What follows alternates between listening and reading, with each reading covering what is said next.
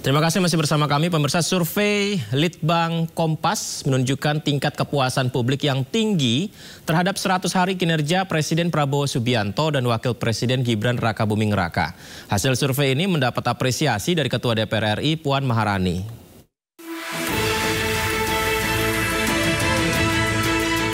Menandai 100 hari Kabinet Prabowo Gibran, mayoritas masyarakat Indonesia puas dengan kinerja Kabinet.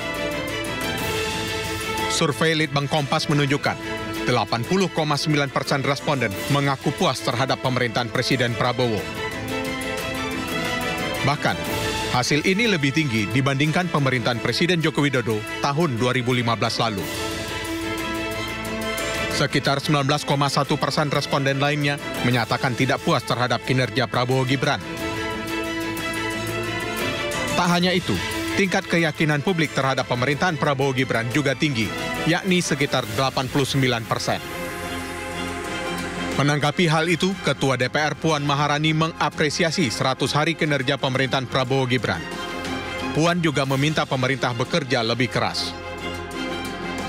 Apresiasi kepada pemerintahan Pak Prabowo yang walaupun masih belum 100 hari sudah alhamdulillah mendapatkan apresiasi dari masyarakat.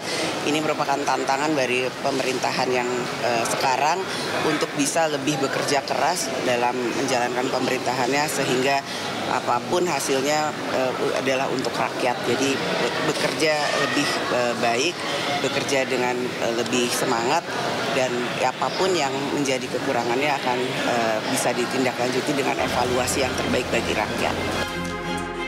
Survei juga menunjukkan tingkat kepuasan masyarakat terhadap bidang politik keamanan mencapai 85,8%. Di bidang kesejahteraan sosial di angka 83,7%, ekonomi 74,5%, dan hukum 72,1%. Dan menariknya pemirsa, berbeda dengan Litbang Kompas, studi evaluasi oleh Center of Economics and Law Studies, CELIOS, menunjukkan hasil yang kurang memuaskan terhadap penilaian kinerja Kabinet Merah Putih di 100 hari pertamanya. Studi dilakukan terhadap panelis yang terdiri dari 95 jurnalis.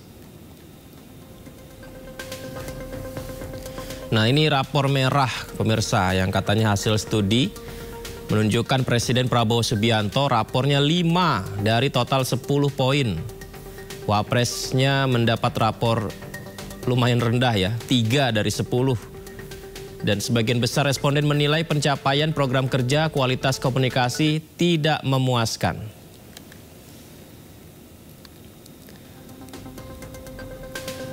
Ya. Kemudian studi juga menunjukkan 74% responden menilai janji politik hanya sebagian yang berhasil, sementara sebagian lain belum terlaksana. Capaian program dinilai kurang optimal 37%. Rencana kebijakan tidak sesuai dengan kebutuhan publik 34% saja. Kemudian tata kelola anggaran dalam kabinet juga mendapat penilaian buruk. 52% responden menilai hal tersebut sangat mengecewakan. Kemudian responden juga menilai kolaborasi antar lembaga kurang efektif, ada 46%, lalu minimnya intervensi di sektor ekonomi, yakni 31%. Masih dari hasil survei yang sama, pemirsa, dengan rendahnya penilaian, dinilai kabinet perlu melakukan reshuffle menteri. Sebab 88% responden menyatakan perlu dilakukan reshuffle pada 6 bulan pertama.